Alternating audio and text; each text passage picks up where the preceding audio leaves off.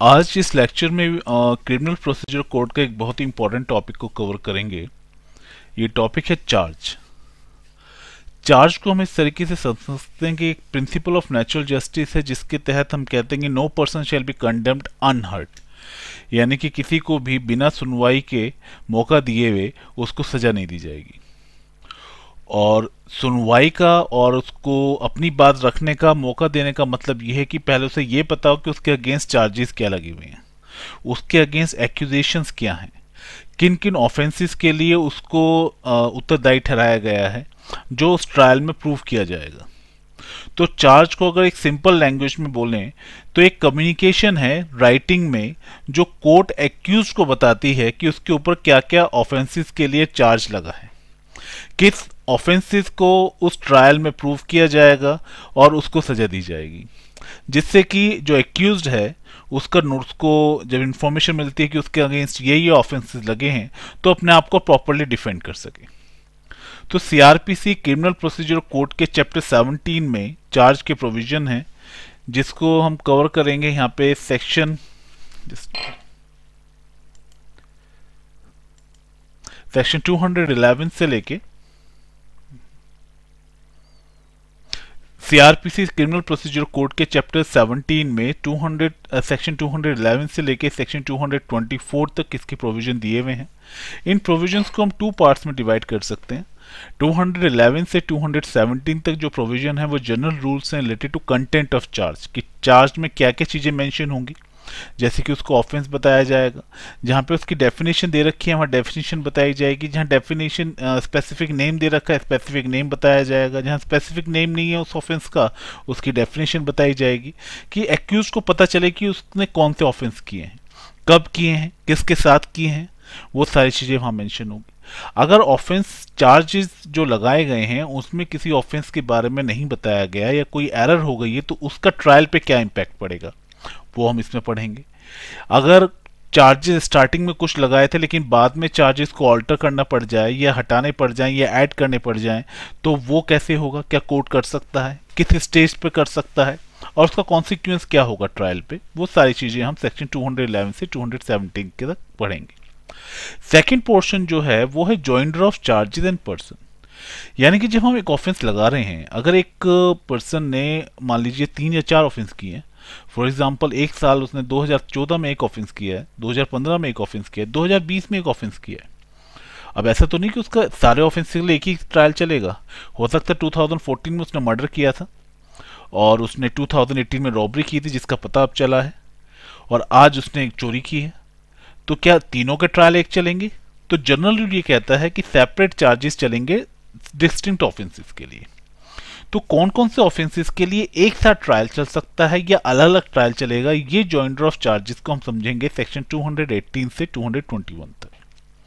अच्छा, एक ट्रायल में कितने लोगों के अगेंस्ट सेम ट्रायल में चार्जेस लगाए जा सकते हैं? मान लीजिए 4 लोग मिलकर चोरी कर रहे हैं, तो चारों के लिए आगे अलग अलग तो चार्जेस नहीं लगेंगे, तो सबको एक साथ कर सकते हैं एक ही ऑफेंस के लिए। तो वो हम सेक्शन 223 में पढ़ेंगे कौन कौन से पर्सन हैं जिनको जॉइंटली चार्ज किया जा सकता है। एक बार डिटेल में देखते हैं वन बाय वन। इससे पहले कुछ डेफिनेशंस हैं जो डिफरेंट केसेस में चार्जेस को एक्सप्लेन किया गया है।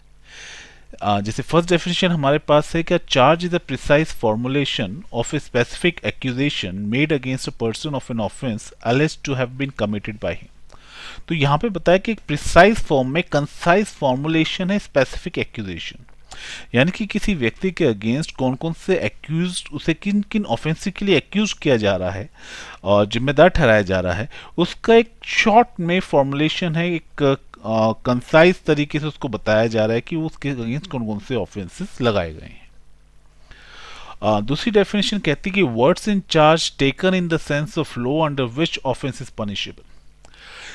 इंडियन पिनल कोड है जहां पे हमारे डिफरेंट ऑफेंसेस की डेफिनेशन दी गई है और उन ऑफेंसेस में क्या पनिशमेंट दी जाएगी वो मेंशन है। लेकिन खाली इंडियन पिनल कोड नहीं है, ऐसे और भी बहुत सारे एक्ट हैं, क्रिमिनल लॉ हैं जहां पे पनिशमेंट दी जाती है और CrPC criminal procedure code apply होता है। नेगोशिएबल इंस्ट्रूमेंट एक्ट में 2 ईयर्स तक की पनिशमेंट है।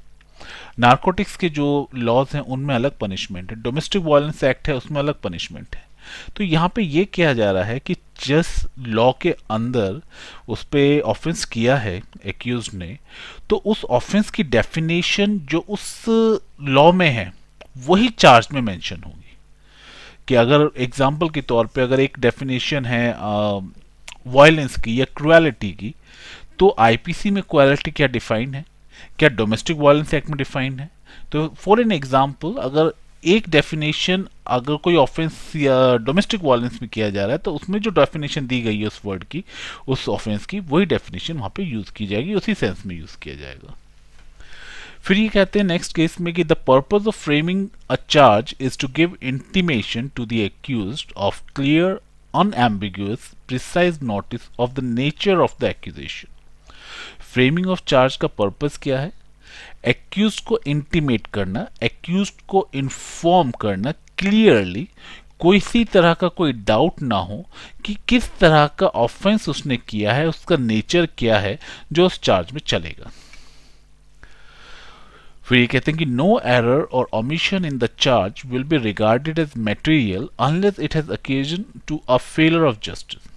अगर चार्ज में कोई एरर हो जाता है, कोई ओमिशन हो जाता है, तो उसकी वजह से ट्रायल खत्म नहीं हो जाएगा जब तक कि ये नाम देखा जाए कि उस कमी की वजह से, उस गलती की वजह से इनजस्टिस हो रहा है। और अगर इनजस्टिस हो रहा है तो फिर उसके लिए नेसेसरी एक्शंस जो लेने होंगे वो लिया जाएगा। ट्रायल हो सकता है दोबारा से चले, उस ट्रायल को सस्पेंड कर दिया जाए। लेकिन जब तक कि इनजस्टिस नहीं हो रहा और ट्रायल में कुछ एरर है उसको रेक्टिफाई किया जा सकता है, तो ट्रायल कंटिन्यू रहेगा।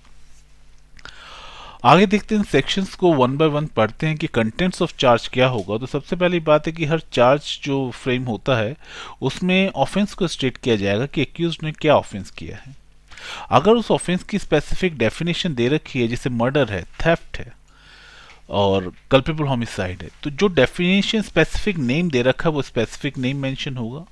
अगर स्पेसिफिक नेम नहीं मेंशन है तो उसकी डेफिनेशन मेंशन की जाएगी, बताया जाएगा। सेक्शन 184 है आईपीसी का, उसकी कोई पर्टिकुलर स्पेसिफिक नेम नहीं है, तो वहां पे उसकी डेफिनेशन जो बताई गई है जिससे ऑफेंस की क्लैरिटी हो कि उसने क्या ऑफेंस किया है, वो मेंशन किया जाएगा।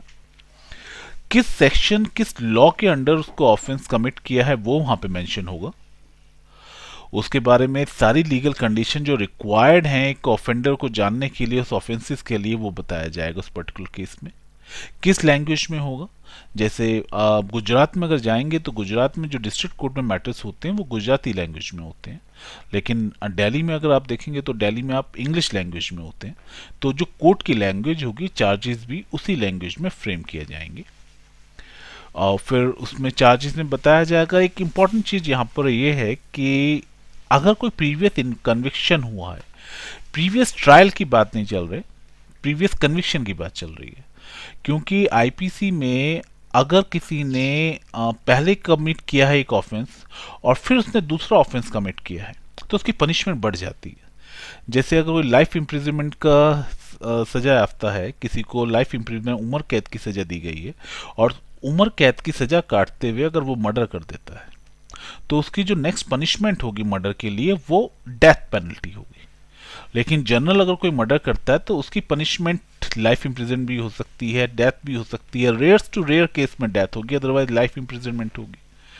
तो अगर सेकंड कन्विक्शन होता है तो पहले कन्विक्शन की वजह से पनिशमेंट बढ़ जाती है। तो इसलिए यहाँ पे ये कहा गया है कि अगर कोई प्रीवियस कन्विक्शन हुआ है, अगर किसी एक्यूज्ड को पहले भी किसी मैटर में सजा हो चुकी है, तो उस सजा के बारे में, डेट पे और कहां पे हुई, किस कोर्ट ने उसको सजा दी गई थी, वो भी उस चार्ज में मेंशन होगा। इसके अलावा किस जगह पे उसने ऑफेंस किया है, किस टाइम पे किया है, किस पर्सन के अगेंस्ट किया है या प्रॉपर्टी के अगेंस्ट किया है, वो सारी चीजें भी वहां पे मेंशन होगी, जिससे एक्यूज्ड को पूरा पता चल जाए कि उसने क्या ऑफेंस किया है। अच्छा, अब एक चीज यहाँ पर इंपॉर्टेंट बताई गई है कि अगर जो पहले हमने चीजें की गई हैं, सारी चीजें मेंशन है, लेकिन कोई ऐसा ऑफेंस है जिसका क्लियर पिक्चर नहीं हो रही कि ऑफेंस क्या कमिट किया गया, अगर कोई ऐसी सिचुएशन बनती है तो चार्ज में वो मैनर भी बताया जाएगा कि किस मैनर में ऑफेंस कमिट हुआ है। यहाँ पे एक एग्जाम्पल लेते हैं, जैसे यहाँ पे एग्जाम्पल दिया है कि ए एक्यूज है चीटिंग का, कि उसने बी को चीट किया है किसी टाइम पे, किसी जगह पे। अब चार्ज में ये भी बताना जरूरी है कि कैसे चीट किया है, क्योंकि चीटिंग किया एक बहुत वाइडर टर्म है। फॉर एग्जाम्पल ए ने बी को चेक दिया, चेक बाउंस हो गया। अब बी ने कंप्लेंट की ए के खिलाफ कि ए ने चीट किया, चेक बाउंस हो गया। वो नेगोशिएबल इंस्ट्रूमेंट में हो सकता है कि उसके पास लॉस हो गया बिजनेस में या कोई और रीजन है, तो वो रिकवरी में जाएगा, वो नेगोशिएबल इंस्ट्रूमेंट एक्ट में जाएगा। वो ऑफेंस कैसे हुआ, तो यहाँ पे क्लैरिटी नहीं आ रही। तो यहाँ पे उस तरीके से बताया जाएगा, मैनर बताया जाएगा किस तरीके से उन्होंने चीटिंग की है। चेक बाउंसिंग को यहाँ चीटिंग में क्यों माना गया। अब इसमें हम ये देख सकते हैं कि एक व्यक्ति एक माल उठाता है, सामान उठाता है क्रेडिट पे, और उसे चेक दे देता है, चेक देके मार्केट में बेचता है, तो इसमें कोई चीटिंग नहीं है। अच्छा, उसने मान लिया उसे लॉस हो गया, वो चेक बाउंस हो गया, तो वो 138 में नेगोशिएबल इंस्ट्रूमेंट में जाएगा। लेकिन अगर वही पर्सन 10 लोगों से माल उठाता है और वो माल मार्केट में बेचता है, गुड्स बेचता है और पैसे कमाता है, लेकिन पेमेंट नहीं करता, ये फ्रिक्वेंटली करता है हर दूसरे बंदे के साथ। एक से लिया, फिर दूसरे से लिया, फिर तीसरे से लिया, तो यहाँ पता चल रहा है कि उसकी इंटेंशन ही लोगों को धोखा देने की है। तो जब वर्ड से समझ में नहीं आ रहा, लैंग्वेज और जो चीज़ें मेंशन उनसे समझ में नहीं आ रहा कि क्या ऑफेंस कमिट किया है और कैसे किया है, तो उस केस में मैनर भी बताया जाएगा कि किस मैनर से उसने ऑफेंस कमिट किया है। और लास्ट के words in charge taken in sense of law under which offence is punishable. जैसे कि हमने पहले भी इसमें एक पॉइंट आ चुका है कि वर्ड्स जो यूज किए हैं चार्ज में, वो उस सेंस में लेंगे जिस लॉ के तहत उसने ऑफेंस कमिट किया है। जैसे अगर माइनर की डेफिनेशन देखें तो माइनर की डेफिनेशन पर्सनल लॉ में अलग होती है, गार्जियनशिप एक्ट में अलग होती है, और इंडियन मेजॉरिटी एक्ट है उसमें अलग है।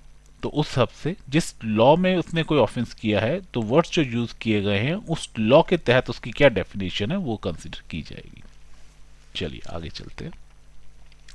अब एक इंपॉर्टेंट चीज है कि अगर कोई एरर हो जाता है चार्जेस फ्रेम करने में, तो उस एरर का इम्पैक्ट क्या होगा। तो यहाँ पे बहुत क्लियरली सेक्शन 215 में बताया कि no error in stating either the offence और the particular required to be stated in the charge, और कोई omission, no omission to state the offense shall be regarded at any stage of the case as material। यानी कि कोई भी जो भी error हुआ है उस एरर का उससे इम्पोर्टेंट उससे तो सेक्शन 215 में हमें ये बताया कि अगर चार्ज में फ्रेम करने में, चार्जेस लगाने में, अगर उसको ऑफेंस को जो मेंशन किए गए हैं उस ऑफेंस को बताने में कुछ गलती हो जाए, या कुछ ऑफेंसेस लगाने थे वो नहीं लगाए, तो उस जो एरर हुई है उसका ट्रायल पे क्या इम्पैक्ट होगा। तो सेक्शन 215 कहता है कि इसको बहुत सीरियसली नहीं लिया जाएगा जब तक कि वो जो एरर है वो एरर इतना बड़ा नहीं है कि उसको इनजस्टिस हो यानी कि वो इस तरह का एरर है जिससे एक्यूज्ड को प्रॉपर अपॉर्चुनिटी नहीं मिली है अपने आप को डिफेंड करने की। अगर ऐसे केस में तो उसको सीरियसली लिया जाएगा, अदरवाइज उस एरर को बहुत सीरियसली रिगार्ड नहीं किया जाएगा। जैसे एग्जांपल दिया है, A is charge with cheating B, A को चार्ज किया है बी को चीट करने के लिए। The manner in which he cheated B is not set out in the charge. जैसे हमने अभी पहले एग्जांपल में भी समझा था कि किस तरीके से ए ने बी को चीट किया है वो मैनर वहां पे नहीं बताया गया चार्ज में, या गलत तरीके से बताया गया है। ए अपने आप को डिफेंड करता है, अपने विटनेस को बताता है और किन ट्रांजैक्शन से रिलेटेड है वो चीजें बताता है। तो court may infer from this that the omission to set out the manner of the cheating is not material. तो यहाँ पे कोर्ट ये देख सकती है कि जो चीटिंग की है उसका वो प्रॉपरली अपना डिफेंड कर रहा है। तो अगर उसमें मैनर नहीं बताया गया है तो गलती हो गई है, हालांकि मैनर बताना चाहिए था कि चीटिंग कैसे की है, लेकिन बाई चांस उसमें एरर हो गई है चार्ज लगाने में, तो वो मटेरियल एरर नहीं मानी जाएगी और ट्रायल कंटिन्यू रहेगा जिस तरीके से ट्रायल चल रहा है। ये हमें सेक्शन 215 बताता है। इसके अलावा एक इंपॉर्टेंट चीज है कि अगर चार्जेस में ऑल्ट्रेशन करने की रिक्वायरमेंट है, फॉर एग्जांपल ए ने बी पे अटैक किया, बी हॉस्पिटलाइज हो गया, तो यहाँ पे अभी क्या चार्ज लगा, 307 का चार्ज लगा अटेम्प्ट टू मर्डर, लेकिन अभी वो मरा नहीं है। लेकिन ट्रायल के दौरान अगर वो मर जाता है तो वो चार्ज कन्वर्ट हो जाएगा 302 में। तो यहाँ पे चार्ज में ऑल्ट्रेशन आ गई है। तो मजिस्ट्रेट के पास, कोर्ट के पास ये पावर है, any court may alter or add any charge at any time before judgment is pronounce. Judgment pronounce होने से पहले वो ऑल्ट्रेशन कोर्ट ऑल्टर कर सकता है चार्जेस में। लेकिन जो ऑल्ट्रेशन चार्जेस में हुए हैं वो एक्यूज को एक्सप्लेन किए जाएंगे, पढ़ के भी बोला जाएगा कि ये चार्जेस एक्स्ट्रा आप पे लगे हैं, और उसको एक्सप्लेन किया जाएगा, उस ऑफेंस को बताया जाएगा कि क्या चार्ज लगा है। और अगर इससे एक्यूज पे या प्रोसिक्यूटर पे, प्रोसिक्यूशन पे कोई इम्पैक्ट नहीं पड़ता तो कोर्ट उसको ऐसे ही कंसीडर करेगी जिससे ओरिजिनली जो चार्ज लगा था कि वो जो ऑल्टर करके चार्ज लगा है वो शुरू से ही ओरिजिनल चार्ज था। और एक इम्पॉर्टेंट चीज़ यहाँ पे कि अगर कोर्ट को ये लगता है कि जो चार्ज बाद में ऐड हुआ है उस चार्ज की वजह से किसी तरह का अन्याय हो सकता है कि एक्यूज्ड अपनी बात को उस टाइम पे पूरा नहीं रख पाएगा, उस स्टेज पे है ट्रायल, तो ये हो सकता है कि कोर्ट कह सकती है कि एक डायरेक्ट न्यू ट्रायल हो उसके लिए, या ये कह सकती है कि ट्रायल को एडजर्न किया जाए। फॉर एग्जांपल जजमेंट होना है और जजमेंट से पहले कोई ऐसी सर्कमस्टेंसेस निकलती हैं जिससे पता चलता है कि एक्यूज ने कुछ और चार्जेस भी लगाने चाहिए थे, कुछ और ऑफेंस के चार्जेस भी उस पर लगने चाहिए थे जो कि नहीं लगे। तो कोर्ट अगर वहां पे उस टाइम पे चार्जेस को लगाती है ठीक जजमेंट से पहले, तो एक्यूज को अपॉर्चुनिटी नहीं मिली डिफेंड करने की अपने को अगेंस्ट दोज न्यू चार्जेस।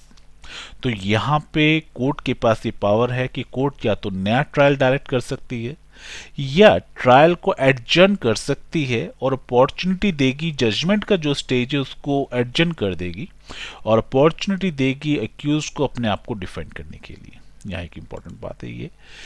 इसके अलावा किसी तरह का सैंक्शन रिक्वायर्ड है तो पहले सैंक्शन लिया जाएगा उस चार्ज को ऐड करने के लिए। प्रोसिक्यूशन की अगर आर्ग्यूमेंट्स होती हैं, आर्ग्यूमेंट्स भी सुनी जाएंगी प्रोसिक्यूशन की कि उस चार्ज को ऐड करना है नहीं करना, वो चीज़ें कंसिडर की जाएंगी। अब चार्ज अगर लिया है तो चार्ज एडिशनल चार्ज लगाया है तो उस केस में हो सकता है एक्यूज्ड को अपॉर्चुनिटी दी जाए और देनी पड़े कि रिक्वायरमेंट हो कि वो दोबारा से विटनेसेस को क्रॉस एग्जामिन करना है या कोई एडिशनल विटनेस उन चार्जेस के अगेंस्ट लेके आना है। तो सेक्शन 217 कोर्ट को ये पावर देती है और ये डायरेक्शन भी है कि अगर चार्जेस के चेंज होने से प्रोसिक्यूटर या एक्यूज्ड को लगता है कि उन्हें री एग्जामिन करना पड़ेगा किसी विटनेस को या किसी विटनेस को बुलाना पड़ेगा, तो वो सेक्शन 217 उस चीज़ की पावर देती है कोर्ट को कि वो किसी भी विटनेस को दोबारा रिकॉल कर सकते हैं, क्रॉस एग्जामिन कर सकते हैं, या क्लॉज 2 में पावर देती है कि कोई नई विटनेस को भी वो कॉल कर सकते हैं। ये हमारा ऑल्ट्रेशन ऑफ चार्जेस है। इसके बाद नेक्स्ट पॉइंट आता है joinder of charges and person. जैसे हमने कहा तो जॉइंडर ऑफ चार्जेस था, फर्स्ट पोर्शन हमारा कंप्लीट हो गया। ये हमारा सेकंड पोर्शन स्टार्ट होता है जहां पे हम बात करेंगे चार्जेस, कौन कौन से चार्जेस एक साथ ट्रायल हो सकता है। तो जनरल रूल जो है सेक्शन 218 में कहता है कि separate charges for distinct offence, her different offences के लिए सेपरेट चार्ज लगेगा।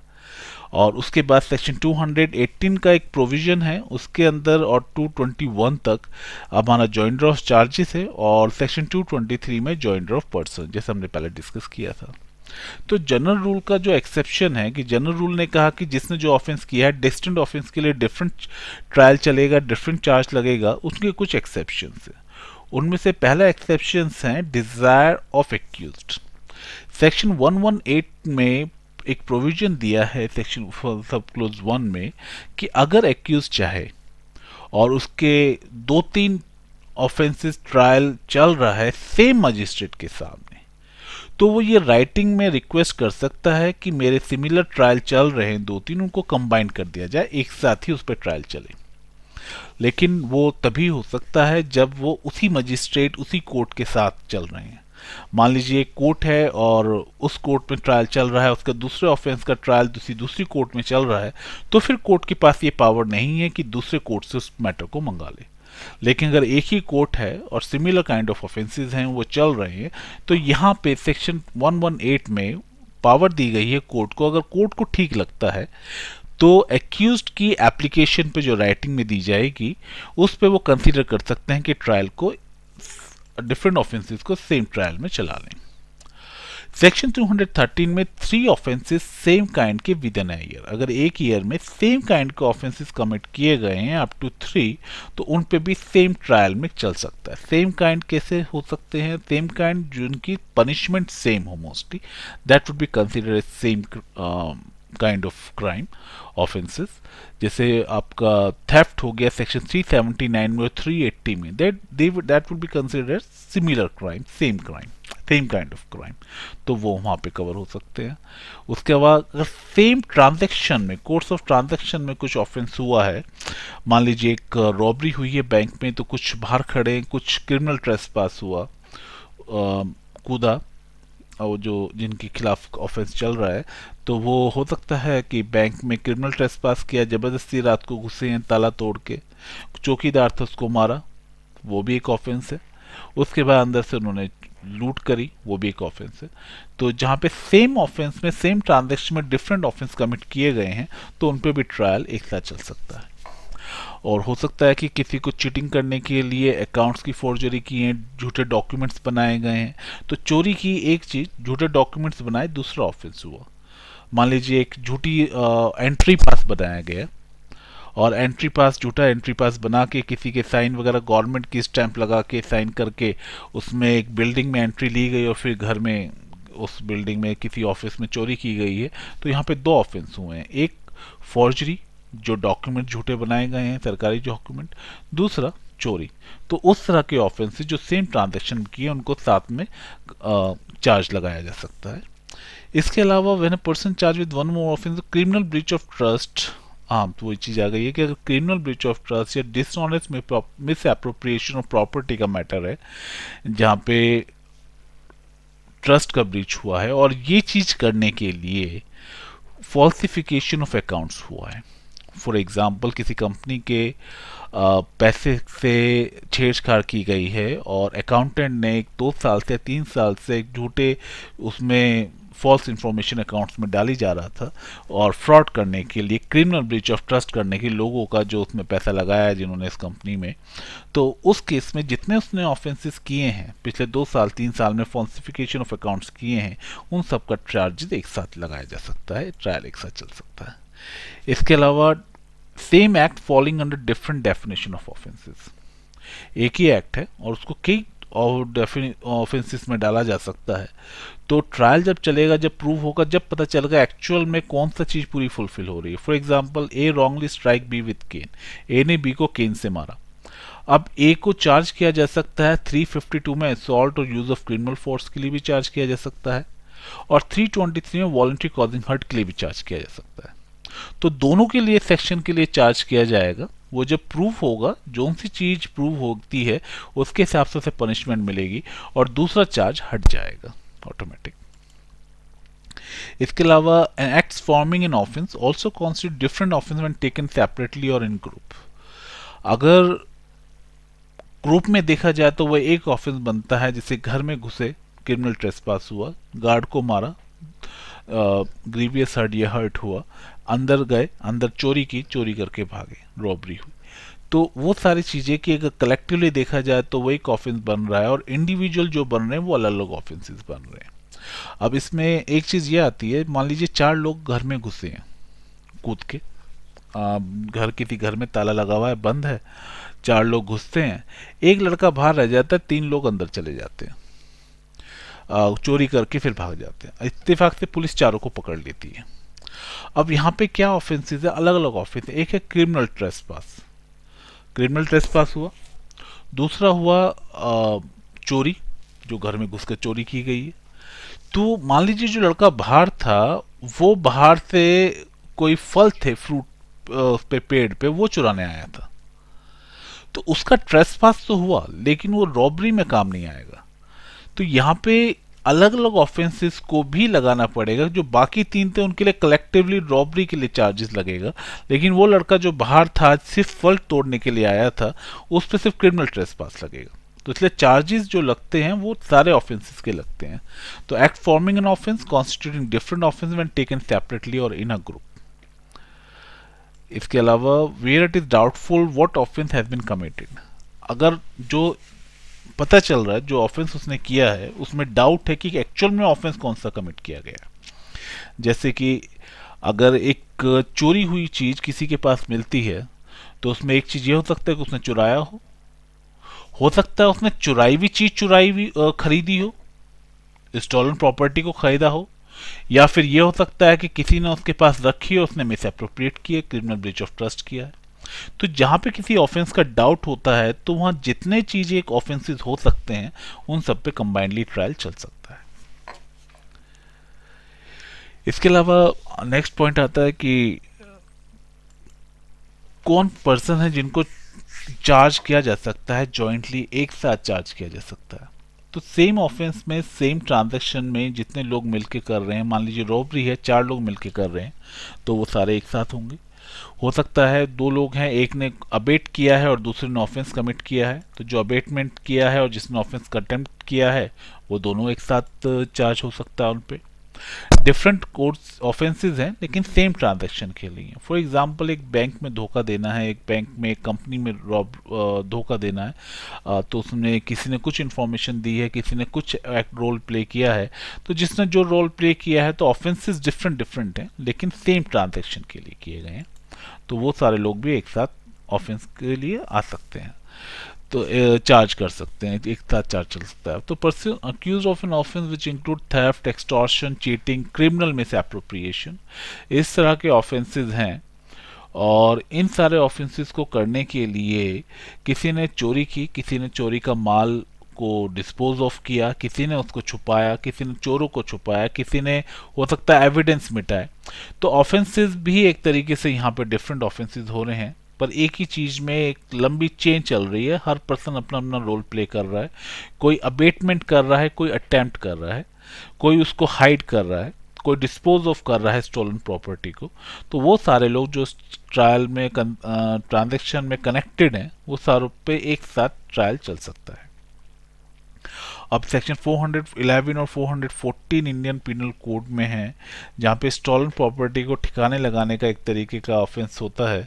तो एक ने चोरी की है, दूसरे ने उसे ठिकाने लगाया है, उसके बाद उसने किसी और को दिया और किसी और ने किसी और को दिया, तो जितने लोग उसमें इन्वॉल्व हैं वो सारे लोग उसमें एक साथ ट्रायल उन पे चल सकता है।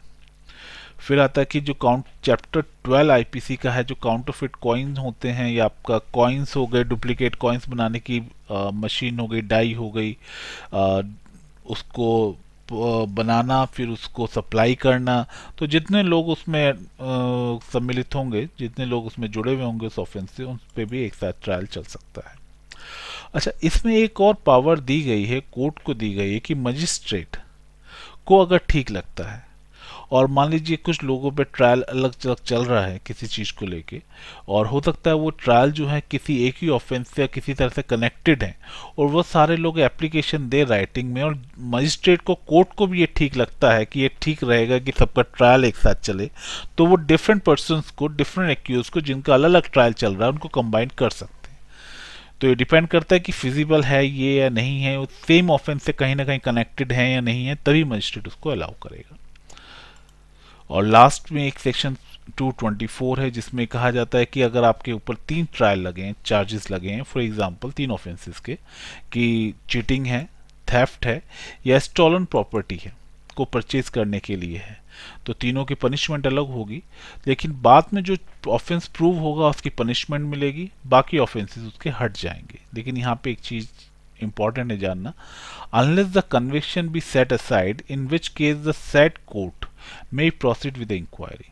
मान लीजिए कन्विक्शन नहीं हुआ उस ऑफेंस के लिए, हो सकता है जो एविडेंस है वो सफिशिएंट नहीं है, तो कन्विक्शन नहीं हुआ एक्यूज्ड का, चार्जेस लगे थे, तो जो चार्जेस वेव ऑफ हुए हैं वो भी वेव ऑफ नहीं होंगे। उसमें ये हो सकता है कोर्ट ये डायरेक्शन दे सकती है कि इंक्वायरी हो, दोबारा से इंक्वायरी हो, ट्रायल चले, और दोबारा से जो चार्जेस विड्रॉन हुए थे वो विड्रॉन नहीं माने जाएंगे और उन पे दोबारा से कन्विक्शन हो सकता है। तो ये हमारा चार्जेस हैं जिसको हमने यहाँ पे कवर किया। एक इसमें फॉर्म 32 आता है सीआरपीसी में शेड्यूल 2 में, जिसमें बताया गया है कि लैंग्वेज क्या होगी कोर्ट की। तो वहाँ पे बहुत सारे चार्जेस की लैंग्वेज दे रखी है अलग अलग ऑफेंसेस के लिए। तो यहाँ पे एक एग्जांपल दिया है कि यहाँ पे मजिस्ट्रेट का नाम आएगा, कौन सी कोर्ट के मजिस्ट्रेट हैं वो आएगा, I hear by charge you, यहाँ पे एक्यूज्ड का नाम आएगा। फिर बताया जाएगा कि दैट यू ऑन और अबाउट द डे ऑफ, किस डे पे उसने कोई ऑफेंस कमिट किया है, कहाँ पे कमिट किया है, क्या ऑफेंस कमिट किया, committed theft, and thereby committed offence punishable under section 379 में उसका पनिशमेंट है। जो कॉग्निजेंस में है कोर्ट ऑफ सेशन के या मजिस्ट्रेट जिसके भी उसमें होगा वो यहाँ पे मेंशन होगा। Said Ashok Kumar stand further charge that you before the committing of the said offense, that is to say on the day of had been convicted by the said of an offense punishable under this, तो वही उसको description यहाँ पे मिलेगा कि उसने क्या क्या किया है, कैसे कैसे किया है। और पनिशमेंट जो ऑलरेडी कन्विक्शन हुआ है, इसने पहले भी किया था पनिशमेंट, जैसे independent with imprison for term of 3 years, that is to say the offence of house breaking by night which conviction still in full force and effect, यानी कि उसने पहले जो पनिशमेंट किया था, क्राइम ऑफेंस किया था, वो अभी भी फोर्स में है। And that you are hereby liable to enhanced punishment under section 75 of the Indian penal code. तो यहाँ पे उसने जो पहले पनिशमेंट किया है उसकी इन्फॉर्मेशन भी यहाँ पे दी गई है, जिस ऑफेंस किया उसका कन्विक्शन उसका हुआ था वो इन्फॉर्मेशन भी यहाँ पे दी गई। तो ये फॉर्म 32 है जो हमारा सीआरपीसी क्रिमिनल प्रोसीजर कोड में है। एक बार इसका ओवरव्यू कर लेते हैं, रिकैप कर लेते हैं। चार्ज को हमने समझा कि चार्ज होता क्या है। चार्ज हमने सेक्शन 211 से लेके सेक्शन 224 तक इसके प्रोविजंस हैं, चैप्टर 17 सीआरपीसी में ये मेंशन है। इसको दो पार्ट में हमने डिवाइड किया था, सेक्शन 211 से लेके 217 तक, जहाँ पे ये बताया गया था, जनरल रूल्स बताए गए थे कि चार्ज का कंटेंट क्या होगा, उसमें क्या क्या चीज़ें मेंशन की जाएगी। उसमें हमने पढ़ा था कि उसमें ऑफेंस बताया जाएगा, स्पेसिफिक नेम बताया जाएगा, स्पेसिफिक नेम नहीं है तो डेफिनेशन बताई जाएगी, लेकिन फिर भी क्लियर नहीं होता तो मैनर बताया जाएगा कि किस मैनर में ऑफेंस कमिट हुआ है। और अगर कोई एरर हो गया तो वो एरर को कंसीडर किया जाएगा अगर उसकी वजह से इनजस्टिस हो रहा है। अगर इनजस्टिस नहीं हो रहा और वो एरर इतना इम्पॉर्टेंट नहीं है तो उसको इग्नोर किया जा सकता है। ऑल्ट्रेशन में बताया गया, कोर्ट को ये बताया गया कि कोर्ट के पास पावर है कि किसी भी स्टेज पे कोर्ट उसको ऑल्टर कर सकती है, उसमें ऐड कर सकती है जजमेंट देने से पहले। लेकिन अगर ऑल्ट्रेशन होगा तो उस ऑल्ट्रेशन को एक्यूज्ड को बताया जाएगा, एक्सप्लेन किया जाएगा कि क्या चेंजेस उसको पे ऑफेंसेस लगे हैं। और अगर उस चेंजेस होने की वजह से ऐसा लगता है कि उसको टाइम दिया जाए विक्टिम को, एक्यूज्ड को या प्रोसिक्यूशन को, कि उन्हें दोबारा से अपने विटनेसेस लाने पड़े, या जो विटनेस का एग्जामिनेशन ऑलरेडी हो चुका है उनको दोबारा से री एग्जामिन कराया जाना जरूरी है या क्रॉस एग्जामिनेशन कराना जरूरी है, तो कोर्ट उसको अलाउ करेगा। और नई विटनेस की भी अगर जरूरत पड़ती है एक एडिशनल चार्जेस लगाने की वजह से तो उनको भी वो अलाउ करेगा कोर्ट। हालांकि जैसे कुछ ऑफेंसेस होते हैं, जैसे हमने एग्जांपल लिया था कि अटेम्प्ट टू मर्डर था, वो बाद में कन्वर्ट हो गया मर्डर में 302 में, तो यहाँ पे कोई जो चीज प्रूव करनी थी वो पहले भी थी और अब भी थी, तो कोई मेजर चेंज नहीं हुआ, सिर्फ सेक्शन वहां पे चेंज होगा, तो उसकी वजह से ट्रायल पे कोई इम्पैक्ट नहीं पड़ेगा और कोर्ट यही कंसीडर करेगी कि ओरिजिनली ही जो चार्ज था वो 302 का था। तो ये हम 217 तक हम जनरल कंडीशन हमने पढ़े हैं इसके। फिर हमने इसका जॉइंडर ऑफ चार्जेस पढ़ा कि किन किन ऑफेंसेस के लिए सेम ट्रायल चल सकता है और किन किन लोगों पे सेम ट्रायल चल सकता है। सेम ऑफेंसेस की हमने बात की थी 218 से 221 तक, और पर्सन जो जॉइंडर होंगे वो 223 में हमने समझा। उसके बाद में हमने इसका फॉर्म देखा, फॉर्म 32 में है। तो प्रिटी मच चार्ज का जो प्रोविजन है ये यहाँ पे कंप्लीट होता है। इसके अलावा सेक्शन 240 में है जो फ्रेमिंग ऑफ चार्जेस हैं, जिसको हम नेक्स्ट लेक्चर में कवर करेंगे। Thank you.